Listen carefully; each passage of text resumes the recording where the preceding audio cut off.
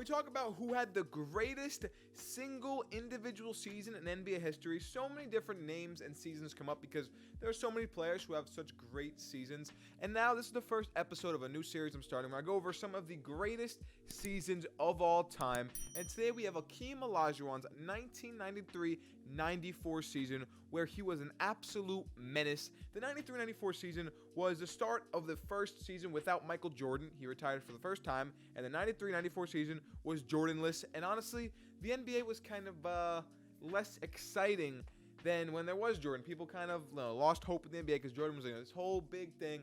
So people were down in the NBA a little bit, but I promise you, Hakeem Olajuwon brought all that attention right back to him after the season he had. So in the regular season, the Rockets finished second seed in the Western Conference Finals with a 58-24 record. Hakeem Olajuwon averaging 27 points, 12 rebounds, and almost 4 blocks per game. And this man played 80 games. It's not like he averaged these numbers on a short season.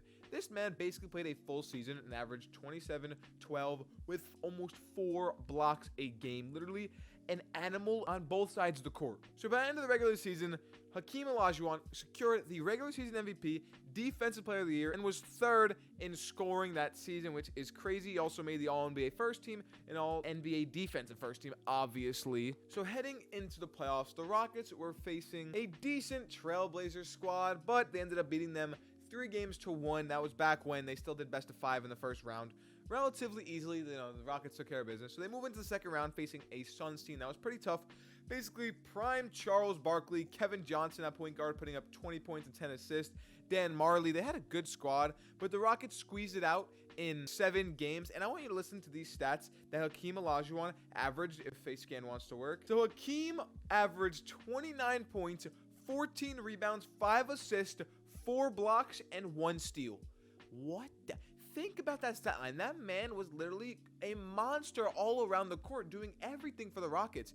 And actually the only all-star on that Rockets team, which makes this all more impressive. Then they move on to face the Utah Jazz in the Western Conference Finals. Hakeem versus Karl Malone and John Stockton, this big duel. And the Rockets closed it out in 5 games. Yes, they beat them 4-1 impressively. Hakeem putting up another crazy stat line. So this brings the Houston Rockets and Hakeem Olajuwon to the NBA Finals against Patrick Ewing and the Knicks. And this was the big story. Patrick Ewing versus Hakeem, kind of like best center in the league, kind of stuff like that. And let's just say that Hakeem outplayed Pat and beat the Knicks in 7 games. It was a tough series, but this man Hakeem put up 27-9-4 on Ewing's head, while Ewing just had 18-12-4, which is still impressive, but Hakeem definitely outplayed him. So by the end of this whole season, after the regular season, after the playoffs, Hakeem Olajuwon had the NBA regular season MVP, the Defensive Player of the Year, All-NBA first team, All-Defensive first team, NBA championship, and an NBA Finals MVP.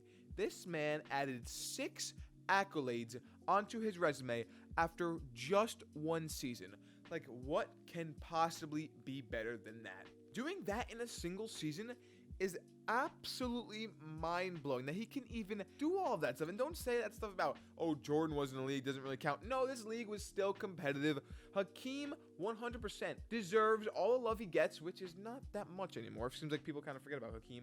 But Hakeem was so dominant. Let's talk about the 95 finals when he dogged on Shaq. Shaq was young, but Hakeem was that guy. Don't forget, back-to-back rings, back-to-back finals MVPs, and had arguably the greatest season of all time.